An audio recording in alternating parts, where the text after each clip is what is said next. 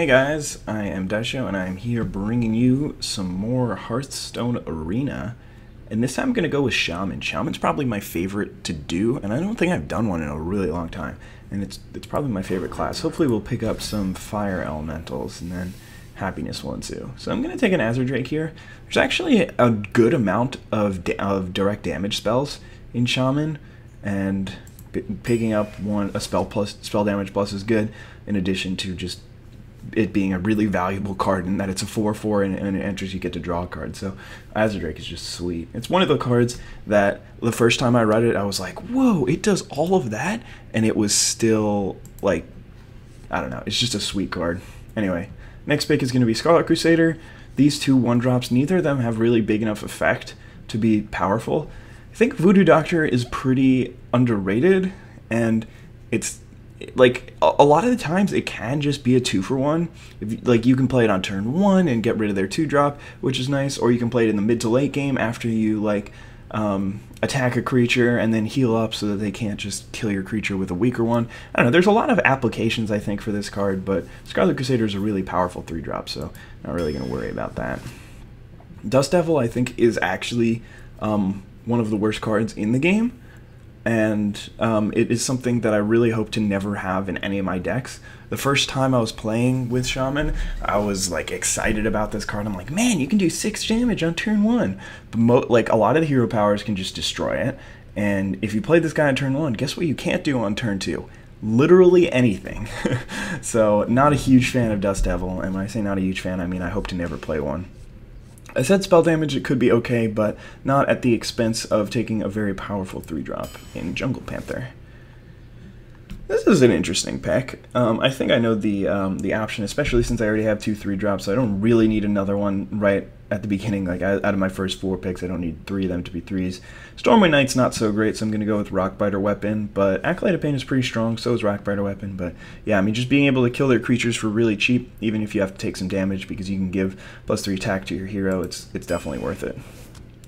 Stormforged Axe is significantly better than either of these 2 cards. The more I play with Youthful Brewmaster, the less I like it. I mean, it's okay, and it definitely has a lot of potential for cool tricks and stuff, but for the most part, there's like a lot of situations where you can't even play it, and I don't know, it's okay. Flame Tongue Totem, man, sometimes this card is just awesome, but usually it's awesome when you're winning, and it's unplayable when you're losing, so sometimes it's a little bit awkward, but definitely can be a really powerful card that can provide you with sustainable advantage and win you games. But Stormforged Axe is so powerful, just being able to kill 2 or 3 creatures with a 2-mana weapon is awesome. Same reasoning, I'm going to take another Stormforged Axe. I wouldn't take maybe the 4th Stormforged Axe, but I'd take the first 3. I mean, when you do think about it, it has 3 durability, so it'll be lasting around for a while, so you don't want like 4 of them rotting in your hand, but definitely taking the second one, even though it's really early, is worth it, especially over mediocre cards. I mean, Stormpike Commando is fine, but it does trade with literally anything. Well, not literally, but figuratively, almost anything. And then River Crocolisk is just an okay 2-drop. It's not great, it's not terrible. Lightning Bolt, I mean, this is already starting to turn out to be a really sweet draft. Getting a lot of earlier game removal means that it makes it really hard to lose games just randomly. Like a lot of the times, your opponent's on the draw, and they go turn 1 2-drop into turn 2 2-drop into 3-drop into 4-drop or something like that. And this deck is really good at beating that kind of start because you have 1-mana spells that can get rid of their creatures, and then you can still develop your board, so you can definitely claw your way back into the game. I'm pretty sure that a lot of people would take Gnomish Inventor, and it might be correct, but I'm going to go ahead and take the Lightning Bolt anyway. So as I was saying, Dust Devil not a consideration. I kind of don't like Lord of the Arena either, and Dragonling Mechanic is not on the top of my list, but it's not on the bottom either. The reason why I'm not a big fan of Lord of the Arena, I realize that I do one of the things that I hate it when I see people do, is just say, yeah, that card is bad, but I don't tell you why it's bad. So whenever your taunts have low health and high attack, it means that it's often just going to trade with one thing, which is not really what you want from your taunt. You want your taunt to be around for a little while and take some hits. And when your taunt, like Lord of the Arena, something like this, can just trade with 4-drops or 5-drops, then it's not really going to buy you any time so you can get your creatures online. Like a lot of the times, if you have a 3/5, the Taz Dingo, Senjin Shieldmaster, 4-mana 3/5 taunt, then you just play that, and then your opponent has to attack into it twice or something like that, and then the next turn you can have creatures on the battlefield, so they can't just go ahead and kill your creatures right away. With Lord of the Arena, you just drop it, they trade their 4 or 5 drop for it, and then continue to attack your creatures. So not really a fan of Lord of the Arena. Hopefully that explanation made some sense. Gonna take another Rockbiter weapon here, and the fact that I have 3 1-mana removal spells is definitely okay with me. This is the worst rare pack I've ever seen. They're all 1-mana 1/2s with marginal effects. Can't play Secret Keeper, there are no secrets in this. Bloodsail Corsair or Murloc Tidecaller. Oh god. I guess I'm gonna go with Murloc Tidecaller, and Bloodsail Corsairs, no. I'll take Murloc Tidecaller. God. Ooh, Hex.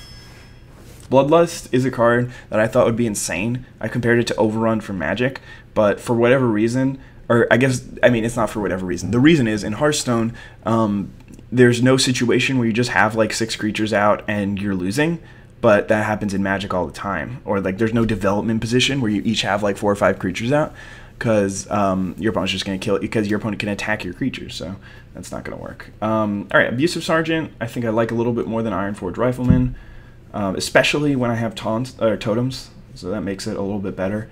Earthshock is a consideration, but I don't love the card, so go with this. Darkscale Healer or Silvermoon Guardian. I think we're going to go with Silvermoon Guardian. I like the card a little bit better. Yeah, Darkscale Healer is okay, but neither of them are incredible. So, Fairy Dragon here, I think, over Wolf Rider. Windspeaker's an interesting card, and definitely has applications, but is not incredible. I really need to pick up some Fire Elementals. I mean, I'll take that card over anything. And I don't mean just like, yeah, I'll take that card over pretty much anything. I don't think that there is a card that I would pass. I think I would take Fire Elemental over literally any card, especially since it's a common. Like, if it were a rare, then maybe I would have some more, like, some trouble between... No, not even. Like, I think it's better than Argent Commander by a lot, and I think Argent Commander is the best rare. Maybe Defender of Argus, I don't know. So anyway, Cult Master. Amani Berserker. Cult Master because it's just one of the best 4-drops, and probably one of the best common creatures. But anyway, Razorfin Hunter or Amani Berserker. I think I'm going to go with Amani Berserker to get a 2-drop. The only 2-drops I have are these Axes and this Fairy Dragon, so I want to get some creatures so I can get a board presence out for my 2-drops. Not a huge fan of Razorfin Hunter anyway. It's okay, but I feel like the 1/1 is usually wasted, and a 2/3 on 3 is weak. And I don't really like Earthshock that much. It doesn't do enough for me to warrant a card. So we're going to go with Amani here. Take another Lightning Bolt. I'm really willing to take a ton of those. So normally I would take the Swampus over the Yeti, especially since I have 3 4s and 2s, but I need big beef to actually win the game, and Chillwind Yeti is one of those cards, even though Swampus is pretty good too. Novice Engineer, Senjin Shieldmaster, River Crocodile. I mean, I'm going to go with Novice Engineer. I do have a Cult Master to take advantage of it, nothing else though. Abusive Sergeant, Rockbiter Weapon. So yeah, there's a decent amount of things that can help out. I was hoping to get like a top end rare, but we're gonna go with a Demolisher here. Cold Knight Oracle might not be the worst pick ever in this deck. With all these 1-drops that I can play in addition to Cold Knight Oracle, then it could, like, I can often just fish for a 1-drop and then play it. So yeah, there's that. I don't have anything yet to take advantage of Ancient Watcher. So I can't play it, but it is a sweet card, man. And when you get that card online, when you have Silencers or Defender of Argus or Sun for your Protectors, it's tough to beat. So yeah, 3rd Stormforged Axe is nice, but I do need bigger things, so Dark Iron Dwarf is going to be the pick here. Unbound Elemental, yeah, that seems pretty good in this deck. Mad Bomber's okay, but I'm not a huge fan of that card to begin with. Yeah, I mean, I can't take a Nightblade over a Swampu, so I'm definitely worried about this curve here, but I need to take the more powerful card over, like, a pretty terrible card. And Abusive Sergeant just doesn't compare to Swampus here. So I'll take another Hex. These 2 cards are both pretty good, but Hex is an unbelievable spell. Here's a Wolf Rider. I've started to like Wolf Rider a lot more. Just surprise 3 damage. Probably less necessary in this kind of deck because I have a ton of removal already, but I'll go with it anyway. Oh man. Whew. All right. Well, I guess I'll take it. No, I'm not going to take another rock biter weapon. I already have 4. Like that's definitely more than enough. I think I'm going to take a flame tongue totem to give my deck some late game power. I know it looks like a 2-drop, but it's really more like a 5-drop. And Stormpike Commando, it's kind of like an early game spell in a late game body. Oh, alright, I'm going to take the Fen Creeper here. Forked Lightning is a card that I thought would be absurd, but it doesn't impress me. The Overload is really limiting, and I mean, it's hard to cast at the beginning of the game and gain advantage on it, because even though you're wiping their board, you can't do anything the next turn, or you can't do anything powerful the next turn. Your opponent is going to be able to. So I'll take a Fen Creeper here as a 5-drop. Take a War Golem. Wisp is terrible. 0 mana 1/1s. There's no place for them in this game. Mad Bomber. God, I made that statement, and then somebody's going to come up with a broken deck with Wisp in it, and I'm going to eat my words. But anyway, Mad Bomber is again, not a card that, not like a premium 2-drop. It's okay, but it's not one of my favorites. But I do need some big things to kill them. Alright, I'm going to go for another Stormforged Axe over a Silver Moon Guardian. And it looks like we did not get any fire elementals. At least I got an Argent Commander. It's like baby fire elemental. The other 2 weren't really worth discussing. But yeah, this could have gone a lot better, I think. I'm a little disappointed with I'm a little disappointed with the deck, because there are no fire elementals in it. Like, it really was poised to be one of the best arena decks I've ever built. I just needed an arena, or needed an arena. I needed a couple of fire elementals to like finish the top of the curve and give me some late game power to win the game and stuff like that. I mean, this deck would have been really sweet for that. But anyway, hopefully we can still get some wins with it, even though it is missing some top end. So I don't really want this guy in my opening hand, but all the others are pretty good, so sounds like a plan. Another Stormforged Axe. Okay, so this is one of the things that I was worried about this deck, is that I have a ton of removal, but I have nothing going on in terms of being able to win the game. So that's why I took that War Golem at the end, just because I needed some big stuff, hopefully, to win the game. Alright, so we're gonna coin into this Swamp Ooze to get a board presence early. If my opponent doesn't play anything next turn somehow, then I can still totem, which is not the worst thing in the world. Build up a board presence, maybe get a Flame Tongue Totem online later. But if he does play something, then I can just Stormforge Axe and kill it, hopefully. Or Rockbiter Weapon and kill it. Like, one of the 2 is going to be able to kill anything that he's going to do this early in the game.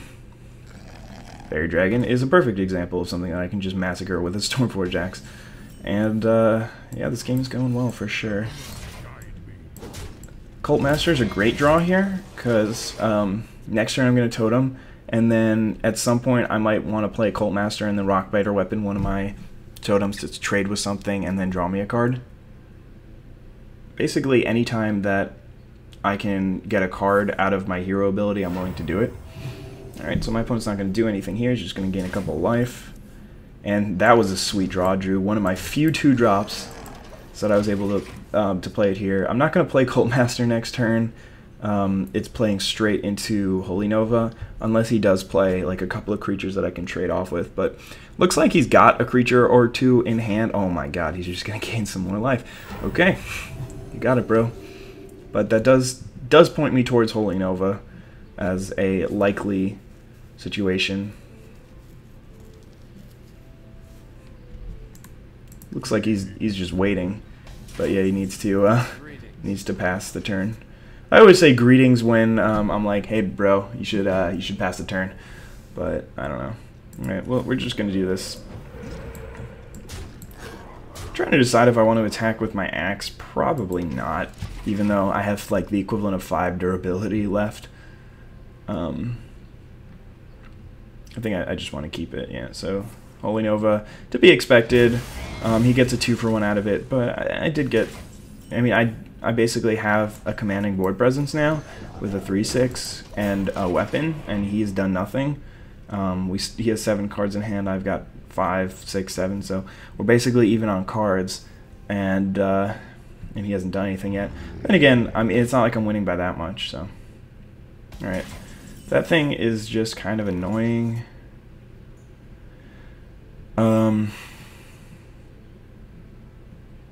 Yeah, rather than 2-for-1ing myself, I think I'm just gonna hex it. And I guess this is kind of just like using my weapon. This turn I'm using my weapon. Oh! Forgot that I could totem for some reason. That was awful. How did I not realize that? I guess I just thought that hex was going to be my entire play for the turn for some reason. That was really bad. I don't know why I didn't go through that. Okay, so he's just going to drop an Ironbeak Owl here. That's okay with me. And yeah, I mean, I can just clear his board again. There's a Scarlet Crusader, so I'm just going to totem, play a Scarlet Crusader, go ahead and kill this, and kill this. I got a couple Rockbiter weapons, I got a Stormforged Axe, a Lightning Bolt, like, I have a ton of removal. I mean, there's an argument to be made that I should have just killed the Gurbashi Berserker with some of my removal, as opposed to using some of my like weaker removal, as opposed to using a Hex in case my opponent drops like a Ragnar's here. But the reason why I didn't is because I still could kill a Ragnar's with my smaller removal, so don't really need to do that. Alright, there is a Light Spawn. Probably gonna get eaten by the Divine Shield here and then an Axe, depending on what he's got. Alright, he's got a Divine Spirit here, so yeah, I mean, this would be a much better target to Hex. But that's okay. We can still win. It is definitely going to be tough, though. Alright, so, oh, great draw here. I'm going to go for one of these. Colt Master. And then, how many Rockbiter weapons? One Rockbiter weapon. Yeah, one Rockbiter weapon here. Gonna hit that for 5, draw my card, and hit it for 5 again. It's an interesting play to actually just trade off the Fen Creeper instead of losing the Divine Shield. It plays better around board sweepers, and I get to draw a card off of it, but I figured just having 5 extra power on the board has got to be better than some small chance of him having a second Holy Nova or an Abomination or something like that. Even Abomination's not that bad because I can still just trade the Scarlet Crusader off and then draw a card for that dying before Abomination triggers and kills my Cult Master.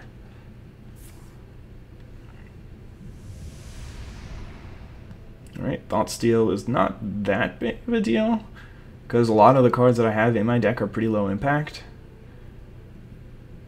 And like you need a bunch of them to make the deck good. But then again, I don't know, you could pick up a Lightning Bolt or something like that, which would be pretty good. Not that good, though. But yeah, like, in this kind of situation where I'm winning and my opponent's on the back foot, Flame Tongue Totem just seems like one of the best cards, but... Powered Shield, sure. Okay. That's a pretty good turn for him. He got to draw 2 cards off that Powered Shield, but... Oh, yes, we drew our best card. Murloc Tidecaller. Yeah, and it takes it out of range for any of my 1 things. So I think what I'm going to do is I'm just going to Rockbiter Weapon the Scarlet Crusader and just trade these. Draw a card. Azure Drake. That's a good one. Which do I want to do? Do I want to totem this turn? Probably. And I want to put the totem there, so... Well, first we're going to draw a card. I understand that I lose some advantage because I don't get to draw a card before I make my action, but could I have just killed him here? Actually, I definitely could have killed him. Not definitely. So I could have hit him for another 5 down to 6. Yeah, I could have killed him. That was a mistake. I screwed up. Man, why did I not look for the kill here? So, alright, so let's see, I had 5 power, so I could have hit him for 10, 14, what did I end up hitting for? He was at 20, 10, 14, lightning bolts, and he stole my Argent Commander, what a jerk face. I'm probably going to be able to kill him next turn, but or the turn after, because I'm definitely winning by a lot, but still, that was really just completely awful and terrible, and the fact that I'm giving my opponent an extra turn there's really no, like, there's no way that you can justify it. Bloodsail Raider. That's not great in your deck, is it? Even if he goes up to 13 and kills my Cult Master here, I still have the kill easily. I mean, I'm holding 3, 7, 9 damage, so he just has to he has to sweep my board, and he has no mana left. Yeah, I mean, this game worked out pretty well. I managed to take the early advantage, and honestly, I think I'm going to be able to do that in every game because I have so much cheap removal like that. And my opponent's not dead on board, but he's dead in hand. So, gave my opponent an extra turn there. Otherwise, I think that I played the game pretty well. It's not that hard to play a game well when your deck provides you with the perfect situation, and my opponent just did not have the right answers to beat my start. So thank you guys for watching and tuning into this video, and I'll see you in the next one. Bye.